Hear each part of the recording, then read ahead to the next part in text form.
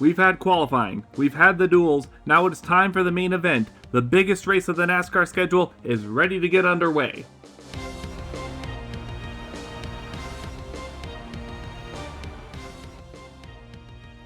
Hello everyone, welcome one and all to Daytona Beach, Florida, under darkening sky and the lights of the 2.5 mile Daytona International Speedway, ready for the 39th running of the Daytona 500. I'm Michael Paz, and alongside me is the one and only Darien Arnsdroff, going to bring you all 60 laps of this famous venue and celebrating 50 years of NASCAR.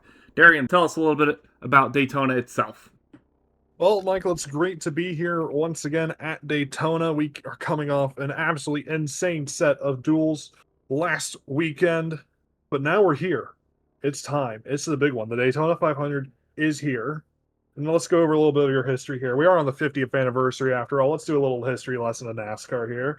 NASCAR was racing on the beaches here at Daytona from 1949 to 1958, but unorganized racing took place as early as 1902 here.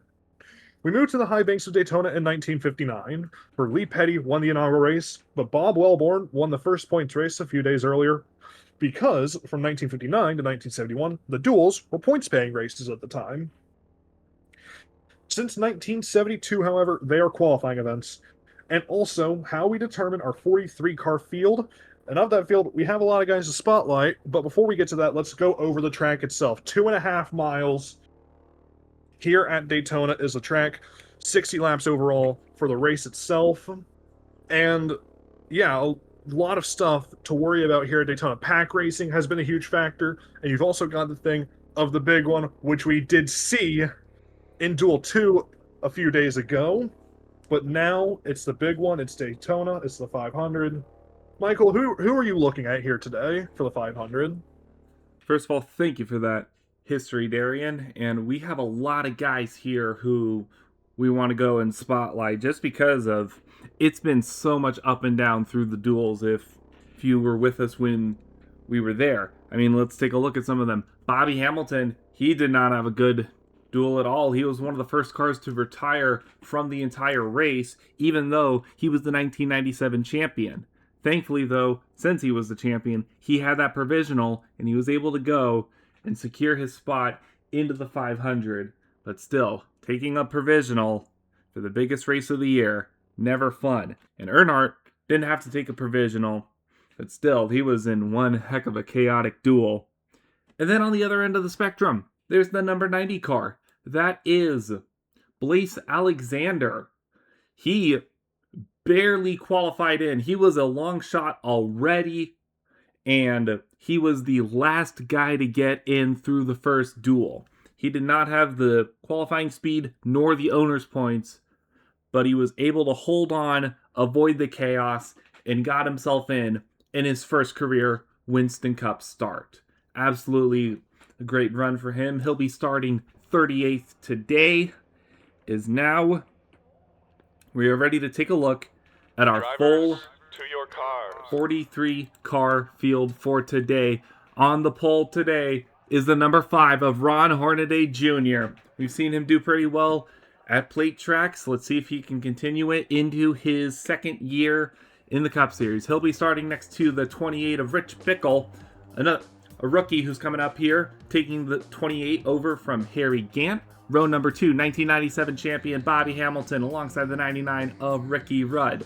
Row number 3, it's the 29 of Randy LaJoie alongside the 36 of Hermie Sadler. Row number 4, it's a pair of RCR cars. That's the number 3, Derek Cope, and the 31, John Andretti. Both have been very strong at Daytona through times past. And then round out your top 10, we have another plate winner, the 14 of Jack Sprague, who managed to get both of his wins in 1997 on the plate tracks, and Rick Mast, who came back to win duel number 1 not that long ago.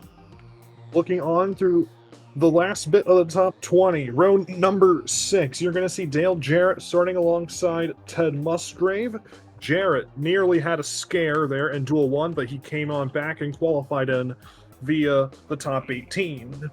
Row 7, you're going to see the 40 of Tom Bodine, a good qualifying run for him. He's starting alongside Dale Earnhardt. This is his 20th year trying to win the Daytona 500. Could today finally be the day for Dale Earnhardt?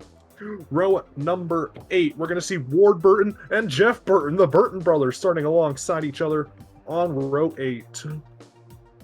Row number 9, we see Bobby Labonte starting alongside rookie Kenny Irvan Jr.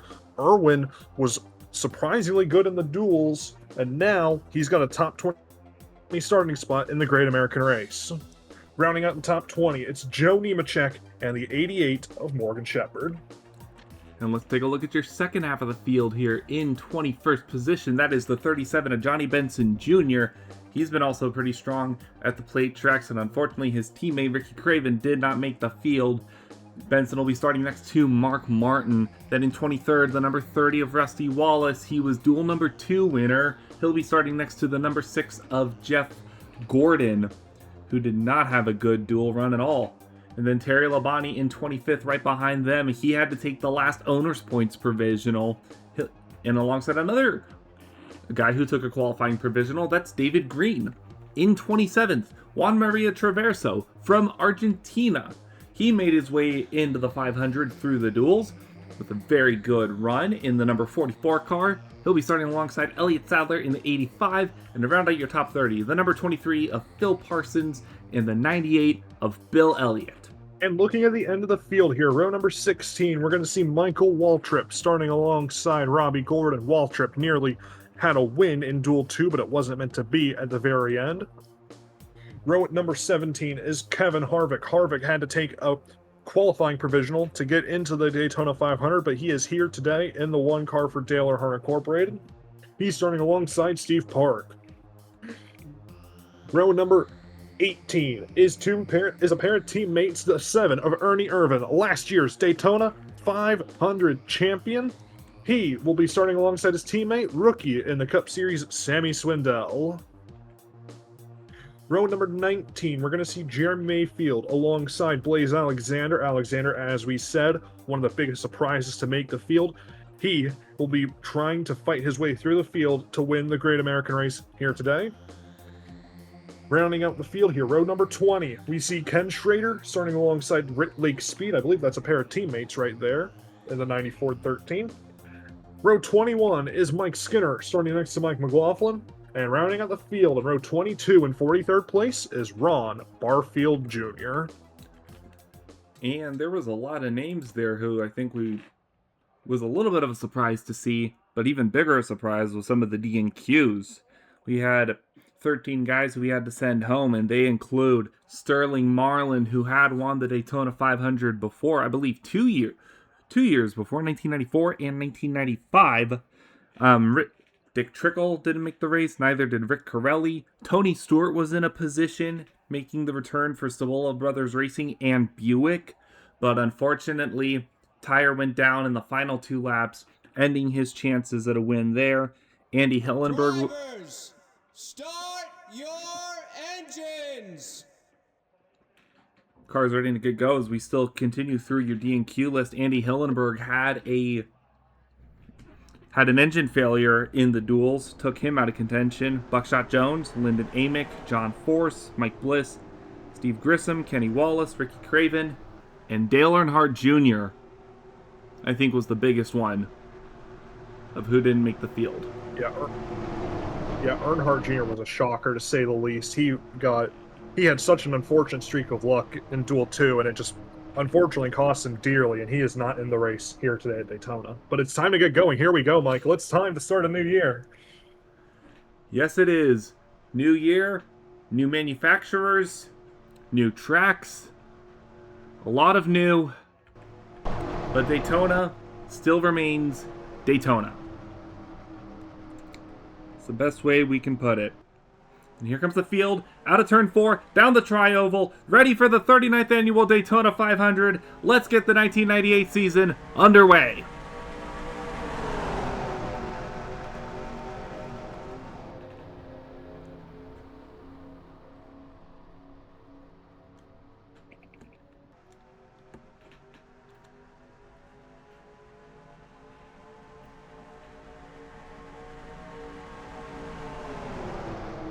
Down the backstretch they come for the first time. And it's the 5 of Ron Hornaday leading the field. He's got Bobby Hamilton tailing right behind, but there are 2 cars already to his inside. That's a 14 and a 29. 3 wide already. We saw how that worked out in duel number 1, but it's worked out here so far in this one. Sprague up into second place, and he's going to have a look for the lead on Ron Hornaday Jr. as they get to the line. Side by side, it's a dead heat. Hornaday by 3 1/1000ths of a second ahead of the 14. Yeah, and right now, look at there, he's got some cars with him on the inside. That's a 3 and the 31. Those RCR cars have been very strong here through the duels. And now up here into the... starting up in the top 5 and remaining in the top 5. And here comes the 2, Dale Jarrett, teammate to Dale Earnhardt. He's looking for the lead now on the inside of Jack Sprague.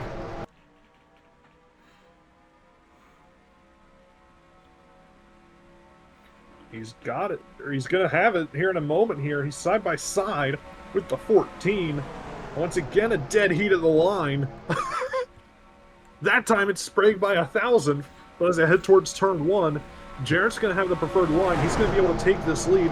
He's pushed by the 99 of Ricky Rudd, which, as you notice, is a Lexus for 1998, one of the biggest changes in NASCAR history. A new manufacturer in Lexus joining the sport. Yeah, they were a bit of a later entry, but when Roush announced that they were going to switch from Ford to Lexus, but nevertheless, we're happy to have them here and see how they do. Hopefully they don't wreck in the first 5 laps. Randy LaJoy was getting a little bit close there. But the field remains 2 by 2. Juan Maria Traverso was caught up in the middle of that. I think I saw 1 or 2 cars losing the draft a little bit in the back. That's Mike Skinner. There's the 11, Mike Skinner. Way off pace in that 11 car for Junior Johnson and Associates. Yeah, very much not a good start for him. Kevin Harvick in the 1 car.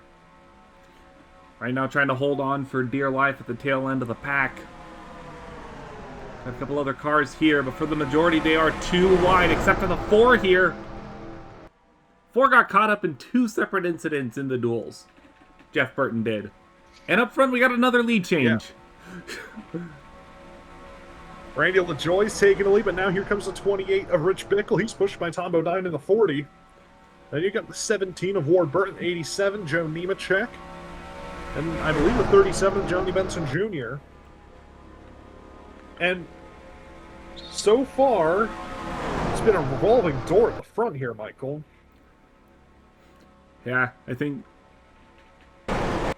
No, you know what? No, I'm not gonna say it. I'm not gonna say it. I almost said it too, so I think we know where we're both at. Yeah, after the duels, I don't really want to say anything. As you see, the problem corner that we can say is turn 3. That is where these cars start to get really close together. Just as how they race in their trajectories, coming in there at around 190, 195 miles an hour. Sammy Swindell, way down to the inside. Oh, look out. Oh, no, and he's turned this 90 and the 13 into the wall. And Jeff Gordon's going to go around. Ron Barfield Jr.'s gone around. And I think we're going to have a caution. Yes, we are. Let's race back to the line. Ward Burton looking to the inside of the 40. Todd Bodine pushed along by Joe Nemechek.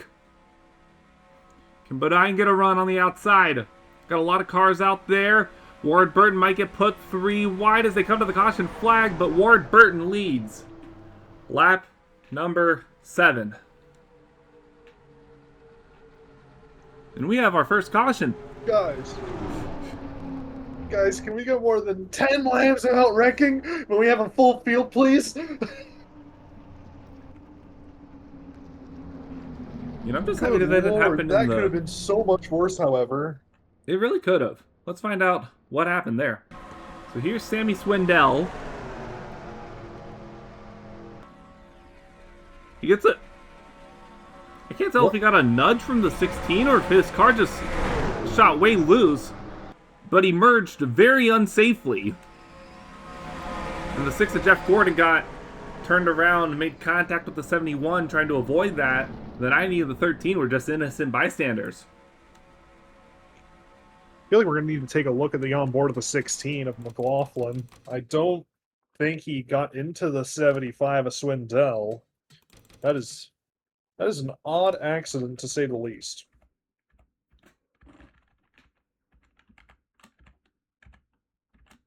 Let's take a look here.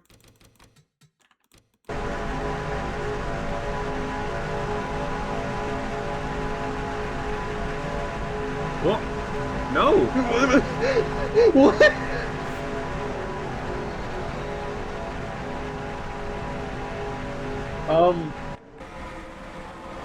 That's a new one. You know, Michael, I'm not the brightest light bulb in the drawer, but I have not even close to an idea of to what the 75 was doing there. That was one of the most insane things I've ever seen. I've never seen a driver intentionally turn left and then turn back hard right and just obliterate 4 cars. Like, I have no idea what that was. I feel like his car... He might have felt his car drifting and then way overcorrected. Like, that was I don't even think it's that. I mean, considering the fact he stayed at full speed the entire time, you know? I feel like if you feel it drifting, you're going to check up a little bit, but I have never seen anything like this before, quite genuinely.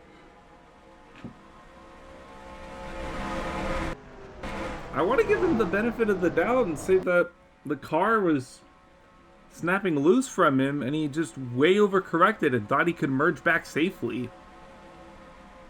Which, either way, it's not exactly the best first impression you want to make being a rookie.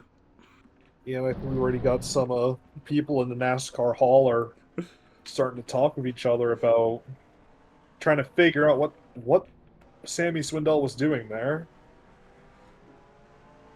Yeah, that is...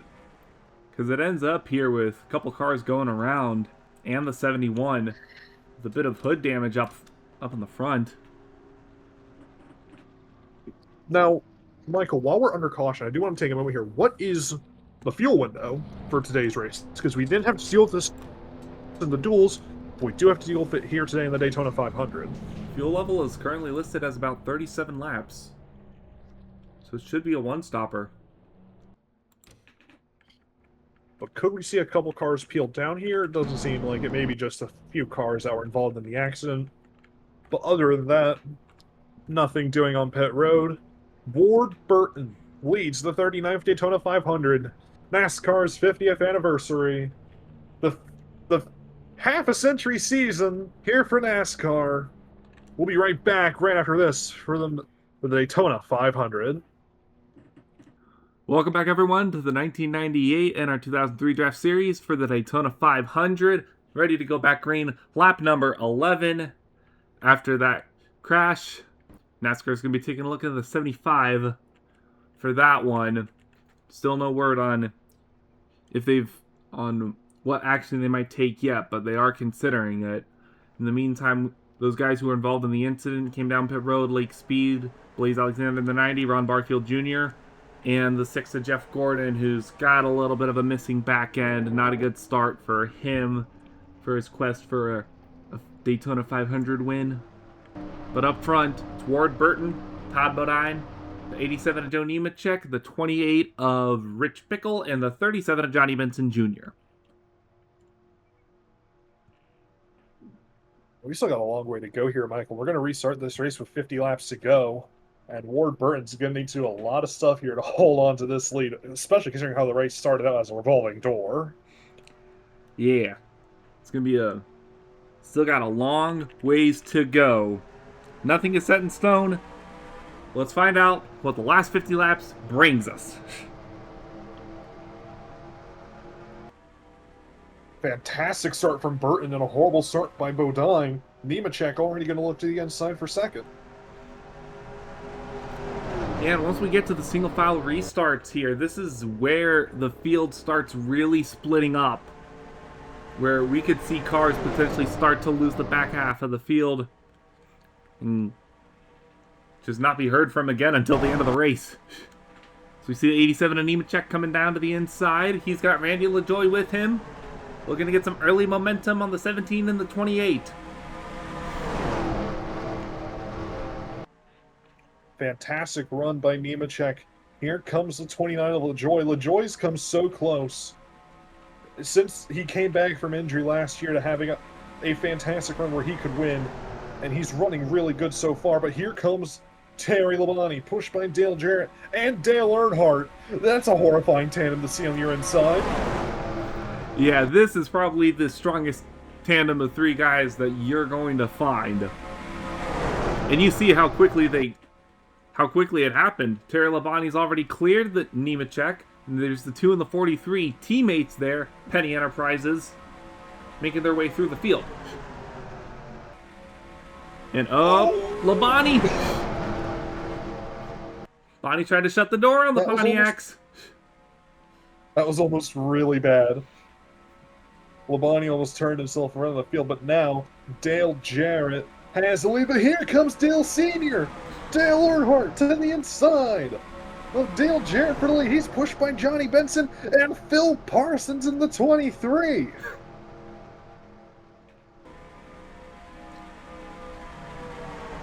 Phil Parsons, if I remember correctly, made a couple of cup starts back in the early half of the 90s. When was down in Busch, won the 1997 Busch title, now back at the Cup. Currently racing for a top 5. He's pushing Johnny Benson Jr. And Jarrett's trying to push on him. Into the lead goes the 37. His teammate, Rookie Craven, missed the Daytona 500, but Craven won a race last year. Benson can't say the same. Could this be the time Johnny Benson Jr. finds victory lane for Cranefuss Haas? But watch the 14 car though. Jack Sprague has been lethal on the plate tracks since coming into the Cup Series last year. Yeah, he's figured this out pretty quickly for coming from the Truck Series where they don't run as many plate tracks. I think but I don't like this turn 3. Every time they get into turn 3,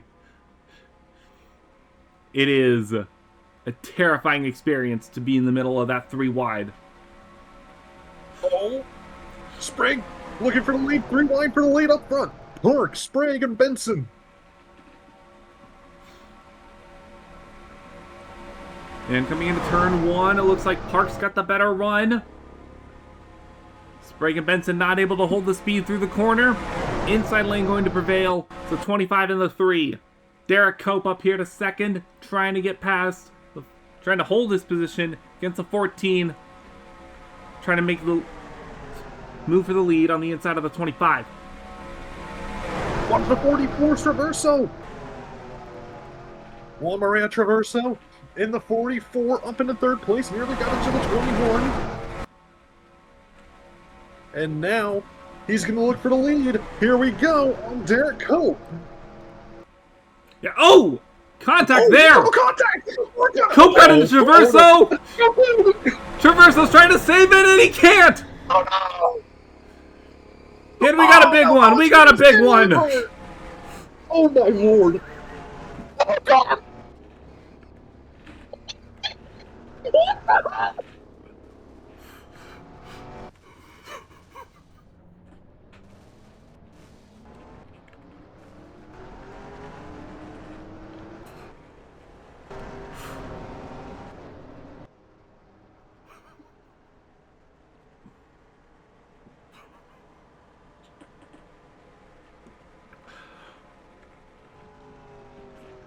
I've never seen a big one like that. Holy.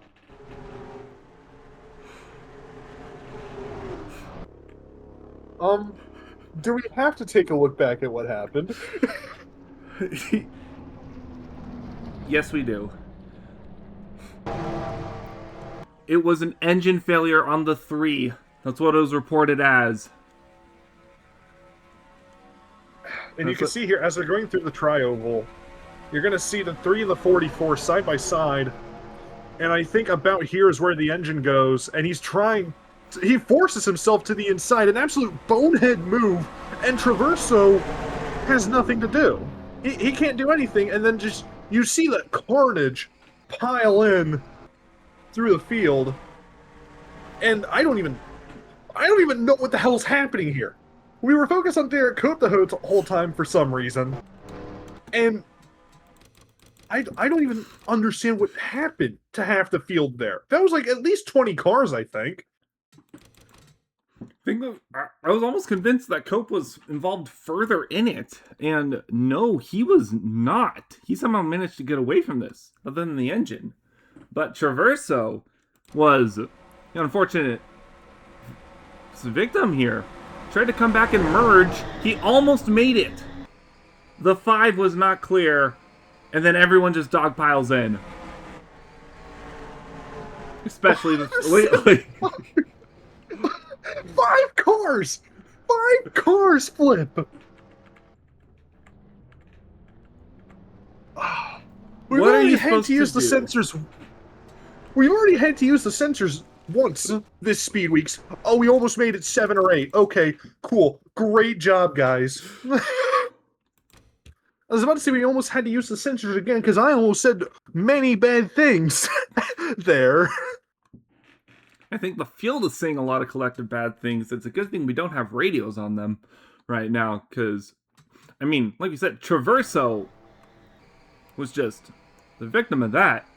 And everyone stacks into each other. There's just not much you can do but lake speed. Lake speed. I do not believe he learned his lessons from his crash at the end of the season last year. How far back was he? Yeah. Here's the 13 car at 190 miles an hour. Sees the crash. And just sends the 75 flying. I need to see what happened to the 6, 11, and 30, because what the hell is that?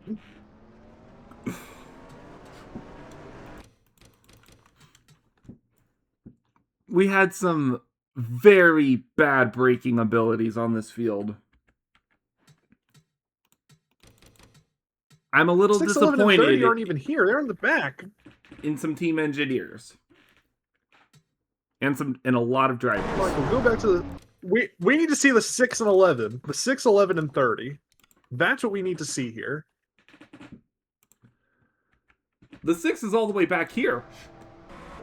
Yeah, because he had damage. Yeah, him and the 11 are off the pace. From the first... Caution's out at this point, and you just see them barreling in for absolutely no reason.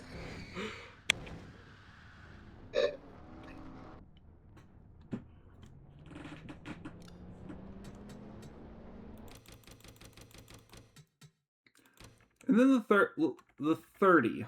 Where was the 30 in all of this? He's the one that got hit by the 6 and the 11, Michael. Are you not paying attention? Oh. There's so many cars, man. It's a little bit difficult. He's up there.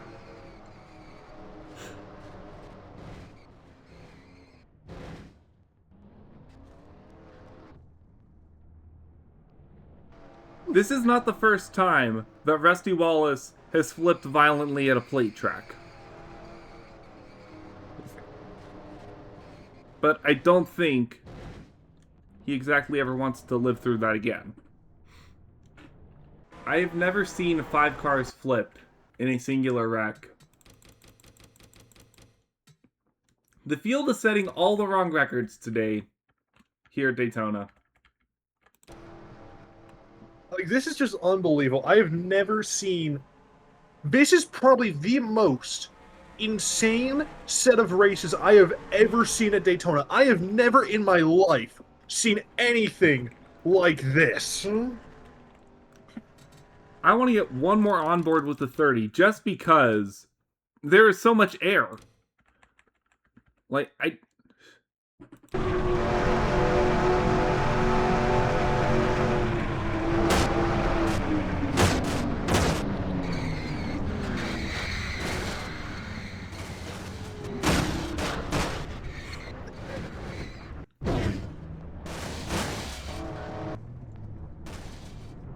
think Halifax Medical Center is going to be a little busy after this one.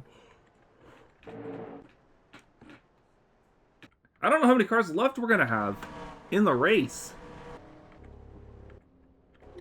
That's it. That was at least 20 cars involved, at least, you know? Like, anywhere between, like, 20 and 30, I feel. I think that is half the field exactly, because Ron Barfield Jr. was 43rd, and now he's up to 21st.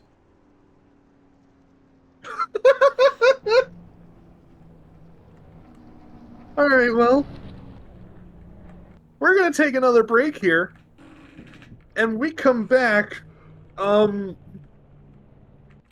help. Welcome back, everyone, to the 1998 NR2003 Draft Series at Daytona.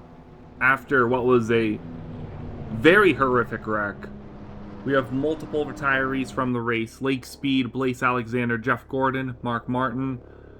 The 30 car, Rusty Wallace, Juan Maria Traverso, Sammy Swindell, Mike Skinner, Joe Nemechek, the 33 Terry Labonte, and 1997's winner, Ernie Irvan. 32 cars remain still racing, 29 on the lead lap, and several drivers have been transported to the local hospital for further evaluation. That is Sammy Swindell, Lake Speed, Rusty Wallace, Mike Skinner, and Jeff Gordon. We'll get you updates when we can. In the meantime, it is lap number 21. Ron Barfield Jr. was the only driver to not pit. He will take us back to green on lap number 21, leading the 5 of Ron Hornaday, the 40 of Todd Bodine, the 4 of Jeff Burton, and the 24 of David Green. Yeah, so it's just I don't even know what to say here. We have 3 cars a lap down, and the leader of the race is probably going to be slow, like really slow, because he was really slow since we took the green on the first restart. So this is about to become an absolute mess. It's all about to hit the fan here, and we still have 2/3 of this race to go. We're coming up on 40 laps to go in the Daytona 500. 50 years of NASCAR, and we're starting a celebration with who can survive the longest. Green flag. And those lappers on the inside are very slow already. And even Barfield's getting passed right now by the 5, by the 4, potentially a lot more. Guys. Field's going to be a lot smaller from here on out, I think. Yep. It's only going to get more splintered as the cars that are slow continue on and keep going slower. Because as you can see, the 71 has already lost about 5-6 positions. Here comes Morgan Shepherd trying to move on up. 40 also extremely slow. Oh, God. We got some really slow It's going to cars be that here. kind of race, isn't it? Time for a good lesson in lap traffic management, as a lot of cars are being held up right now by these lappers. Musgrave, the 23.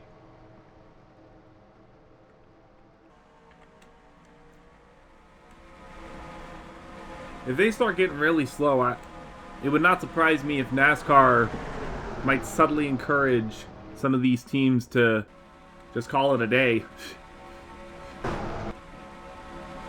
Yeah, subtly encourage, as in the humble black flag.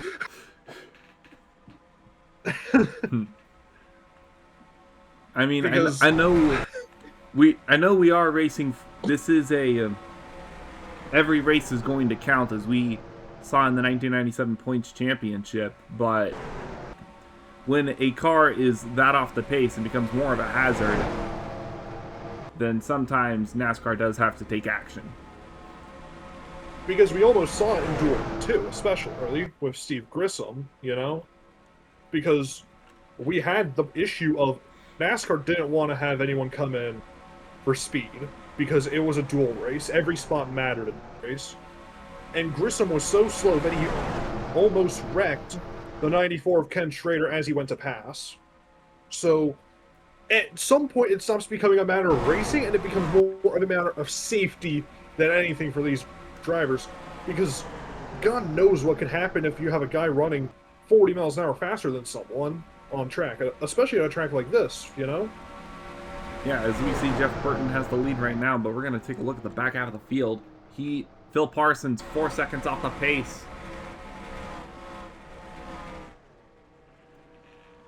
Are we getting word from NASCAR, Darien? Have they said anything? They're monitoring the situation right now at the 23. They'll come back to it in a lap or two. So they're going to keep a close eye on the 23 of Parsons as racing continues up front. 9 to 10 cars in this lead pack. It seems like 9. So yeah, the 99 it's going to be a small field to end off this race. Yes, it is. Right. It is exactly the top 10. It is just 9 cars in this group. Took a second for it to update. But this is going to be a lot more difficult to see how you can get runs. You know, runs were coming a mile a minute when the field was all together in these 2 wide scenarios. Now, you've only got 2-3 cars to work with. You're going to have to figure out, and you're going to have to really time your moves if you want to get ahead. I'm hearing word, by the way, that crew chief for the 23 of Phil Parsons is telling him to bring it in. Let's not cause a scene here. Let's just bring it in and park it for the day. So the 23 will be done.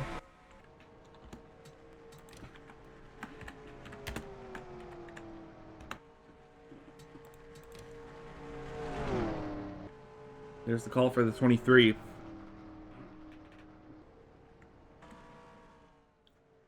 There he is coming down pit road. Probably for the best, all things considered. Yeah, it's unfortunate for the 23 and the team, but right now I think finishing 32nd after a wreck like that is probably preferable to causing another 5-10 car pileup. Exactly. But now we can finally focus again on the leaders. Mm-hmm. For the first time, it feels like forever, Morgan Shepherd is leading this.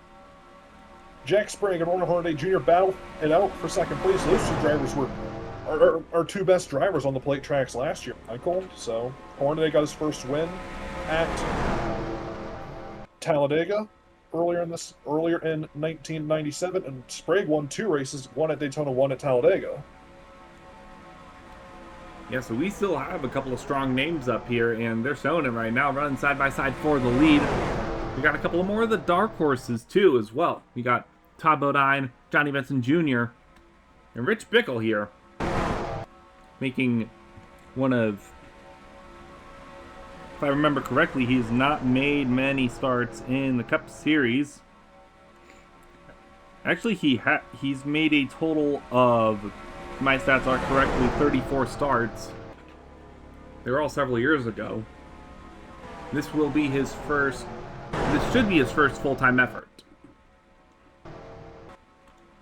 One other thing I want to point out really quickly, all the lead drivers aside from Barfield pit on lap 17 during the caution, and as we said earlier, the pit window was 37 laps. Yeah. They're going to be pitting around lap 50.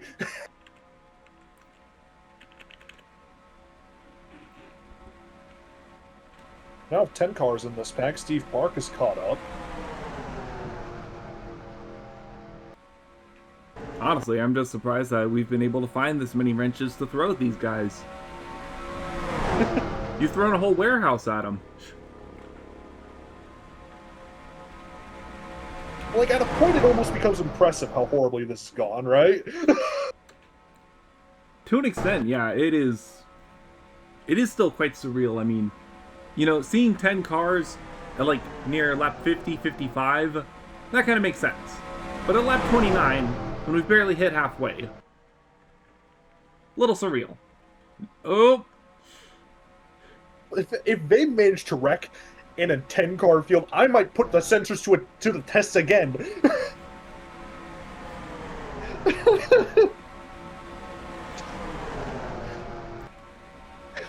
right now, I think we're on a little less racing, a little less aggressiveness, a little more strategy. So we see, so this is your lead group of 10, and then we have this pack of cars here. It's around another 7 or 8. Some other strong names here. John Andretti, Michael Waltrip, Dale Jarrett. Champion last year, Bobby Hamilton. This takes us all the way to about 19th with Ted Musgrave in tow. Mayfield, Harvick, Barfield, all pretty off the pace. And a couple more cars. Earnhardt as well. 24th right now. Tailing behind. 25th, actually. Just lost a spot to Elliott Sadler. And I don't think Senior's going to get the win in his 20th attempt. Yeah, it's unfortunate for him, but always next year, you know? He's been saying that for 20 years, but... He's still... And Ken Schrader, I believe. And Kenny Irwin. I think NASCAR is going to say that's enough for the 9, because that is extremely worrying at 5 seconds off pace, I feel. Yeah, 2 seconds is fine. 5, I think, is going to be... Yep, we are getting... That's where you hit the zone of you need to stop right there. Yeah, and the lead pack is coming right up to them. So this is a perfect time for the 9. Unfortunately, they gave him time, but that 9 just could not go. Unfortunate for the debut of Kenny Irwin Jr., but he did make the Daytona 500. Even if it did not last as long as he wanted. Better than a lot of drivers can say, you know? Yeah, that is certainly... Up front here, they are still racing pretty well, though. Johnny Benson Jr. in the middle of 3 wide. He's got Ricky Rudd to the inside, looking to take the lead.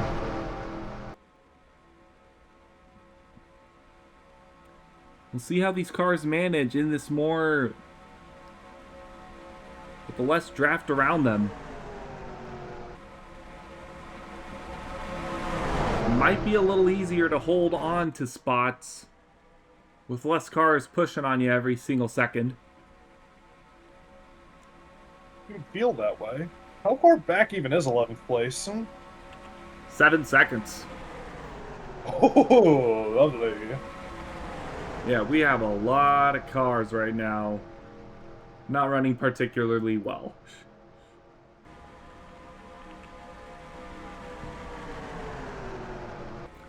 Here's Jack Sprague, currently running 5th. Oh, and look at this, battle for the lead. Jeff Burton to the inside of the 99 of Ricky Rudd. Burton was the quiet one last year. He managed to get 3 wins, but none of them were exactly grand fanfares. There was no... They weren't as dramatic as some of the other wins we saw in the year. But that's kind of Jeff... Yeah.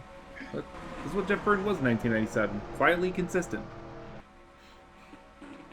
He was extremely good last year, you know, getting those 3 wins on the year. He was up in the top 10 of points. He made this race via qualifying provisional, and now up in the top 10, in the top 10 pack, you know. So he's got a good chance to win. Anyone in this pack has a fantastic chance of winning, say.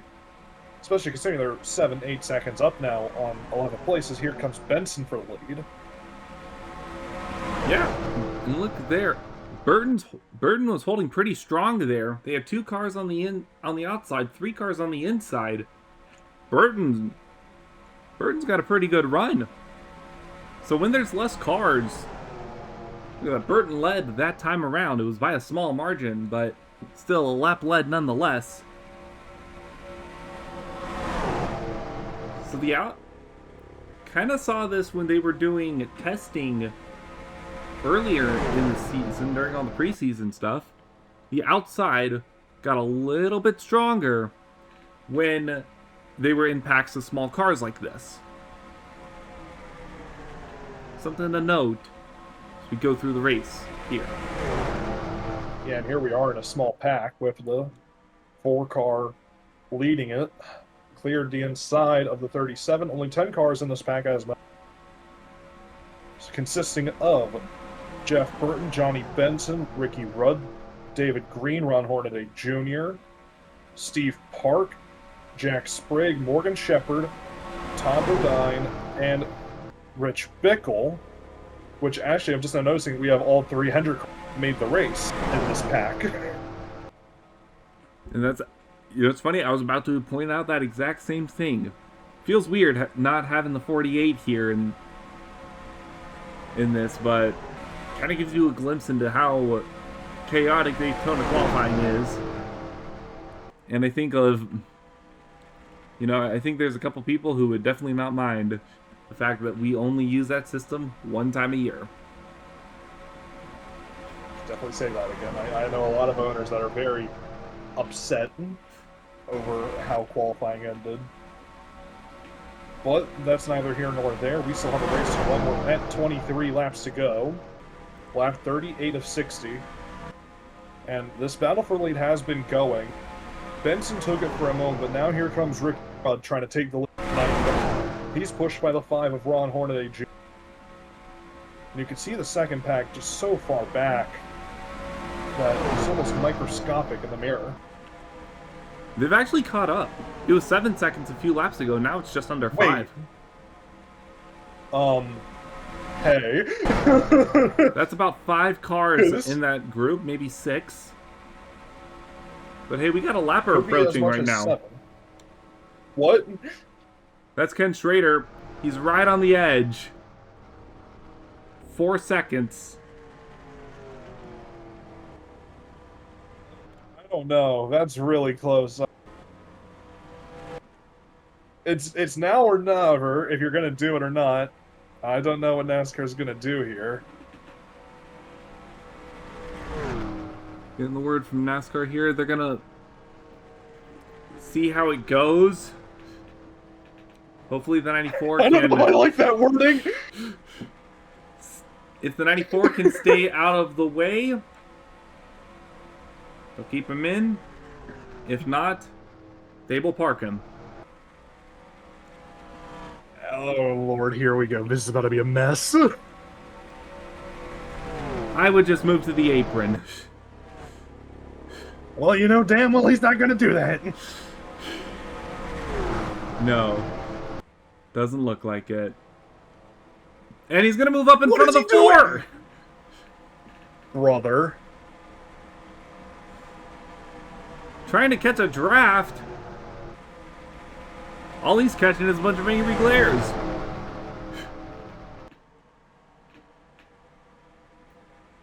It's brought this whole pack together. Ricky Rudd is getting out to a good margin alone. The 5 and the 88 trying to clear this.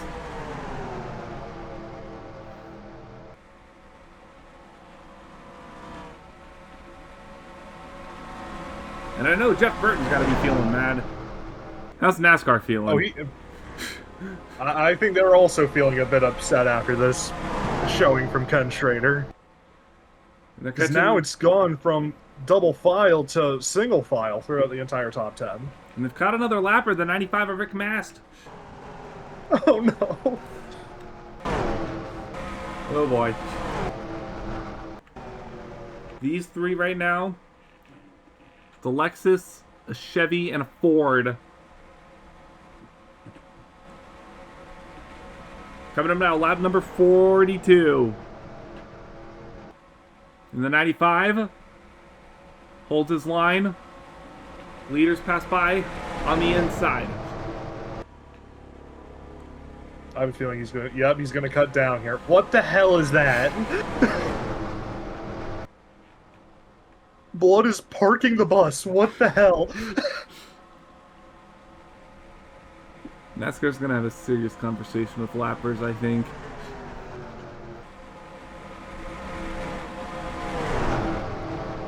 I mean, this is just atrocious from the lap cars at this point. Like, absolutely atrocious.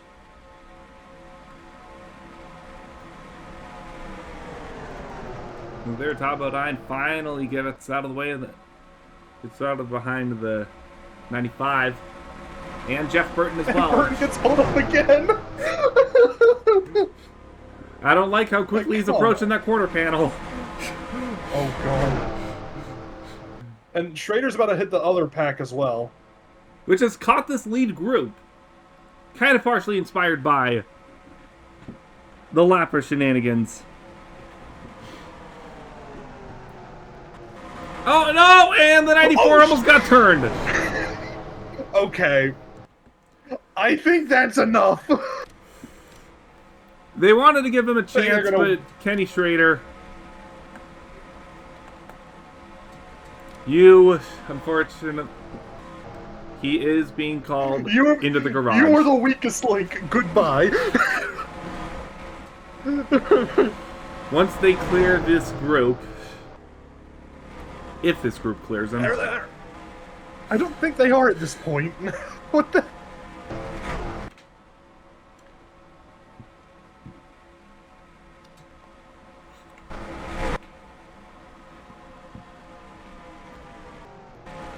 Winning another lap to call him in. Up front, it's the 5 and the 88. They've gotten past the 99. Oh no! Derek Cope, hi. Derek Cope also running a little bit off the pace. Here we go again!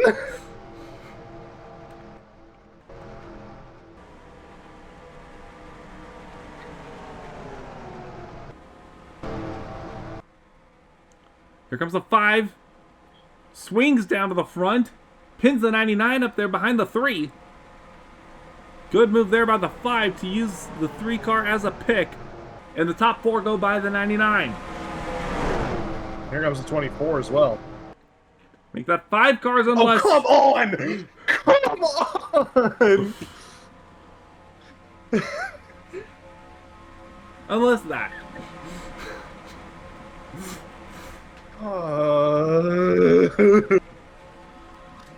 And NASCAR is going to revisit the 94 car here.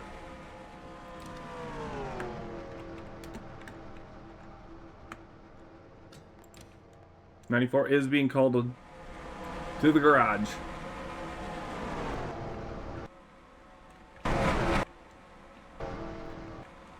And, oh man! Did I just hear something? I thought I heard a wreck, but it may have just been the wind of the cars. We almost just had one. Jack Spray got a little bit loose with the 24 car there. Wait, who was in the pits? Was that Barfield? We have a car in the... Barfield in the pits. Barfield trying a strategy. Well, he did pit on lap 8, so... He hasn't pit since then. Yeah, so this will Wait, be does that mean they're not going to pit until, like, lap 40? Or lap... No, not 40. 57? Uh-oh. We still have 2 more cars we need to send to the garage as well. The 95 and 3 at some point. Yeah, we'll give him another lap as they come out of the tri-oval.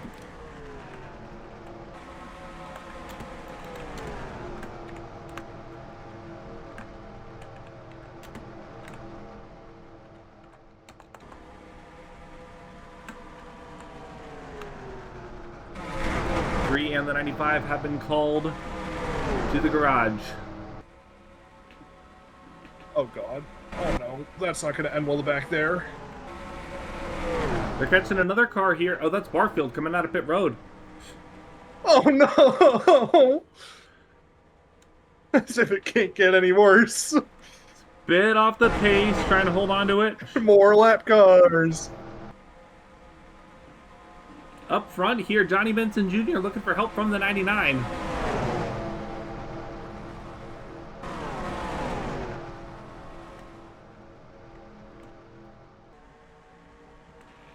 There's Jack Sprague on the outside, trying to get a little bit more of a run on the outside, crossing over to the 99. Tried to at least. Ooh. Almost got turned by Burton there. That was close. He almost had a good run going, and then almost ended in disaster, and there's disaster! Barfield! Come on, guys. Is it really that difficult to act normally?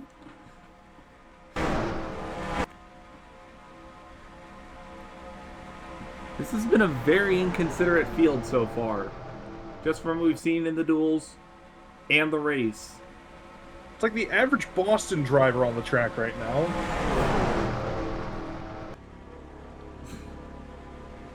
I'm sorry to anyone who lives in Boston watching this. That was a call.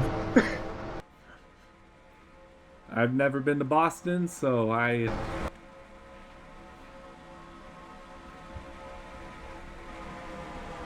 got nothing to comment on here, but they are 3 wide, trying to get around the 71 car. Benson got held up. And they should be pitting within the next few laps, as the second group is caught. The 31, Hamilton, Bickle, Bodine. A lot of cars still strung out through the field. All spread out again. It's all spread out because of lap cars now. No real pack. It's all a bunch of single file. Ricky Rudd leads this race. Out of Hornaday and Burton. We've been talking so much about the misfortunes. We got to talk about who's having good runs. Ricky Rudd. He's been very strong. Made his way up through the front of the field several times now. Rudd has been insanely strong all day long. One of the best drivers in the field. And, yeah, so very, very good run for that 99. You can say the same about the 5 and the 4 as well. They've been up here all day as well. Morgan Shepherd's been good. Jack Sprague has been good. You know, a lot of drivers you can say that are here late are the drivers who have been really good throughout this. Definitely. We see Morgan Shepherd. He's going to lose a spot here to the 2 Dale Jarrett. With help from the 14, or the 14's going to make him go 3 wide. Sprague tried to make work it together here, though, if they wide. want to try and catch. They need to work together here if they want to catch the top 3, though. They're starting to run away. Yeah, not good news for the second pack right now, but we got pit stops. Park Here they come. Oh, no. Park and Bickle. Park and Bickle, already, lap 52. Now 53. So 8 laps to go and we have pit stops. Just these 2 for now. I don't know if that's going to be enough of a group to get up to speed. Oh, I don't think so.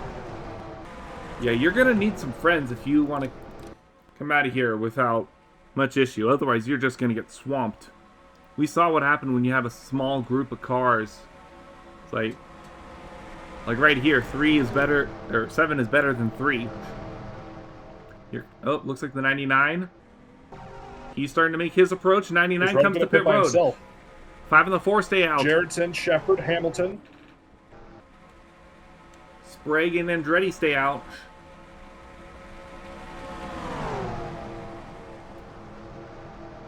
Now they're side by side for the lead. Here comes the 14, 31, 7. They got to make up all the distance they can. They want to be right with the leaders when they come to make their final stop. They were 1.2 seconds behind.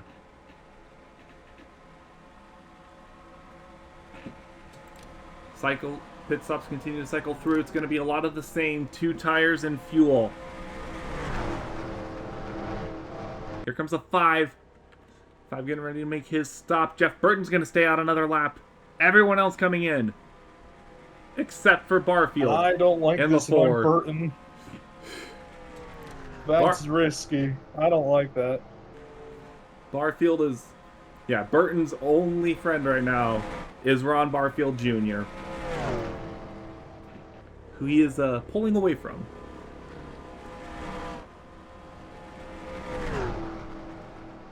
And here comes a lot of the other cars. Coming back out now. Coming up on 5 to go in the Daytona 500. And we have not decided this yet, ladies and gentlemen. We still got to figure out these pit cycles. And the 4 should be coming in now. Nope, no, he is not. What? Okay. He can't stay out that much longer, right? I don't believe he... Yeah, I don't recall him coming into pit road. Who is the provisional leader? That was a very good question. The 16, it said, but no, they're all on pit road and almost hitting each other. Who's out there? Who's in front of the 4 car? That's Bobby Hamilton in 19th. In this group here. Oh, 24's coming back out. There's a 99. Actually, wait, no. Even farther ahead. I think it's the 37 leading. 37, 31, 88. Watch the 4. Go back to the 4. Go back to the 4. There he is. He's coming in now. Yeah, there he is.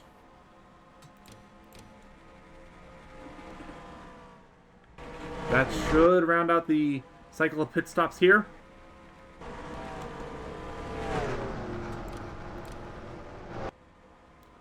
And here are the leaders.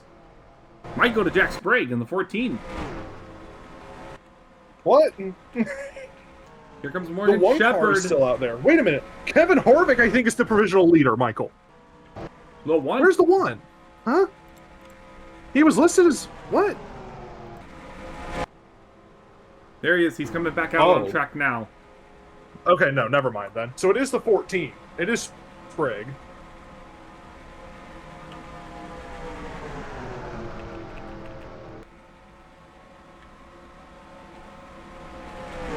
Where is the 4? There's the 4. He's coming out There now. he is. Look at that. Wait, Staying out. is he going to be ahead of the 14? Wait a minute. Staying out might have been a really good He's call so for the 4. far. He's so far ahead. What?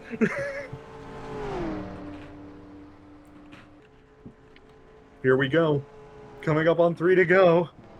And it's Jeff Burton with a huge lead right now over Jack Sprague.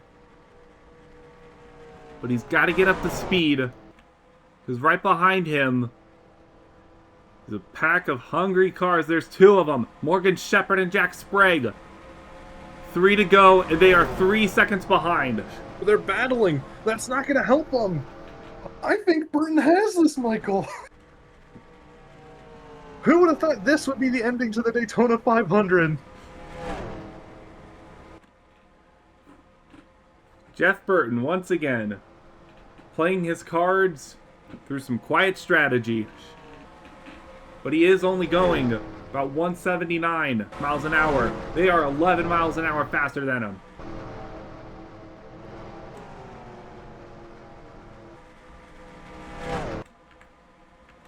Okay, about 6 miles an hour. But Morgan Shepherd is closing quickly as they're coming up to 2 laps to go. He doesn't have this in the bag just yet. 1.9.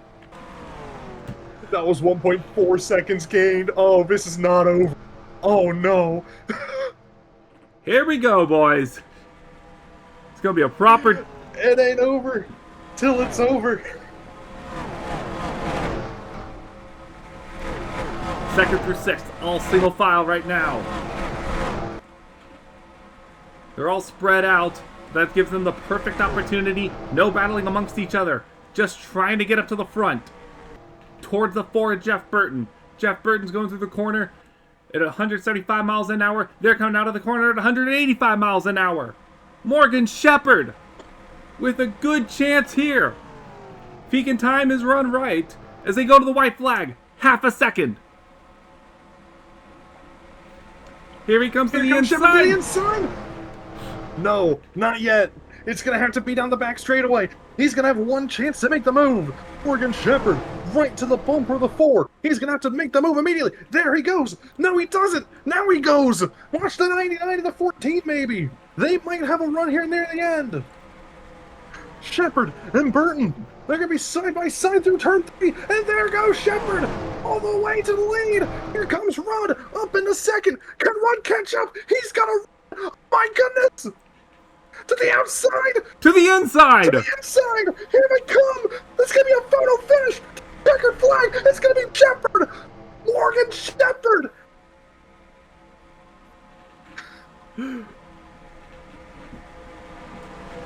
Morgan Shepard is a winner of the Daytona 500.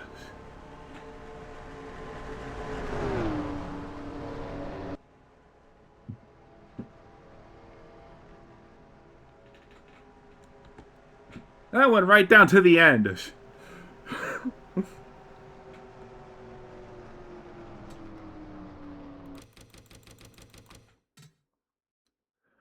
Unbelievable finish. Oh my goodness. We're going to watch that whole lap back again. White flag. This one was almost inevitable. Morgan Shepard gets right up to the back bumper of the 4. He's still got a full head of steam, even though he catches him in the middle of the corner. Then he comes down, tries to make the run. 4 tried to throw a little bit of a block. He's still there on the inside. He's got the inside lane. He's going to have the preferred line coming through turn 3 and 4. But here comes Rudd with an absolute head of steam. He is absolutely flying. Tries to fly by on the outside. Gets right into the back bumper. Crosses over. Shootout. Someone's got to win. And it's Shepard.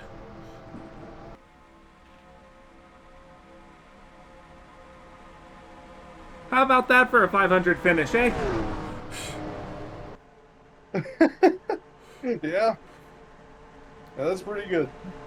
And Ricky Rudd, who had the strongest car, I'd say all day, finishes second. 2 100ths. The final gap. Unreal. Absolutely unreal. What a way to end this. Yeah, let's take a look at the fastest laps of the race. It was actually Elliott Sadler.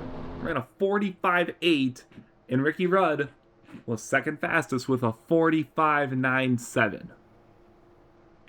Got a little worried there for a little bit how that race was going to end, but that's a pretty classic ending right there. 2 different strategies converging on the final corner, the final lap.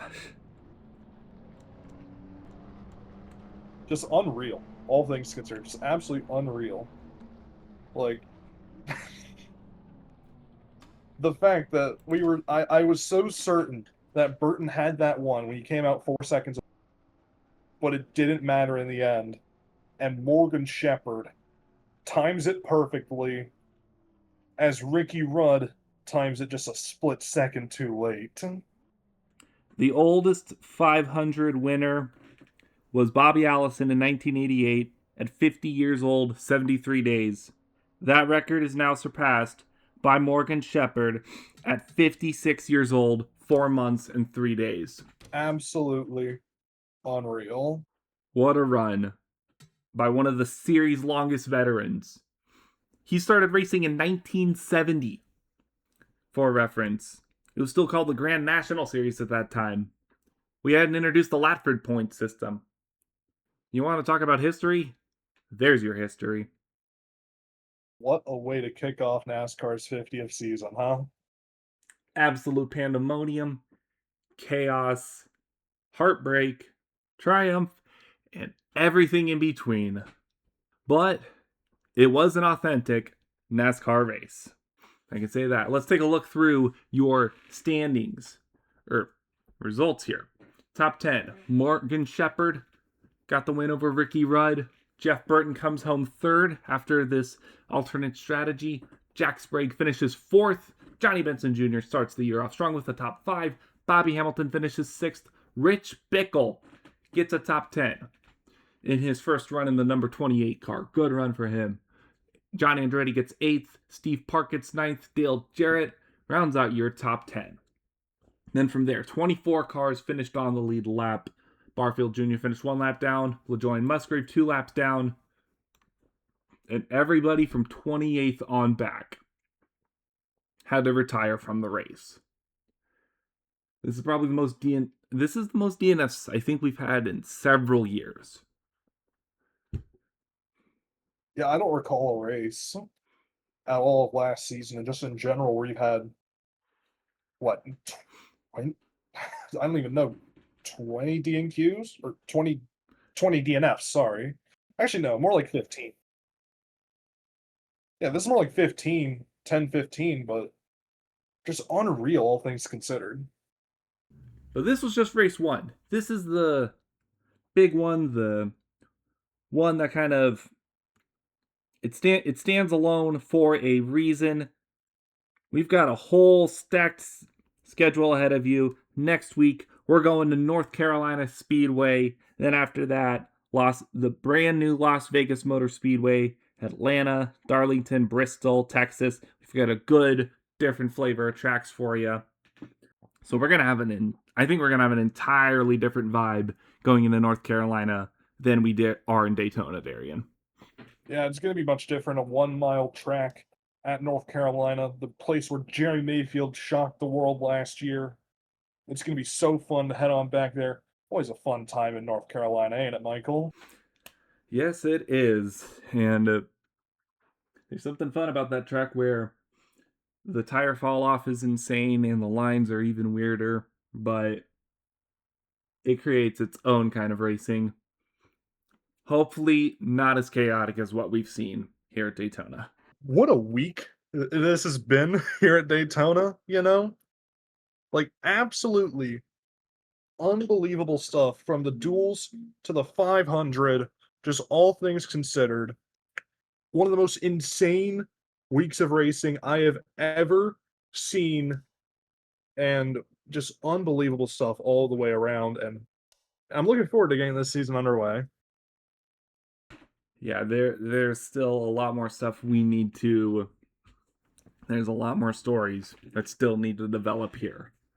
But the story for Daytona has closed for now. We'll come back here later in the middle of the season, but that will be for a later time. For now, we're signing off. Congratulations, Morgan Shepherd, on definitely a surprise win, but a welcome one nonetheless. And that'll do it for us here. For Darien Arnsdroff, I'm Michael Paz. This is the Draft Series. We will see you all for the rest of 1998. Bye-bye.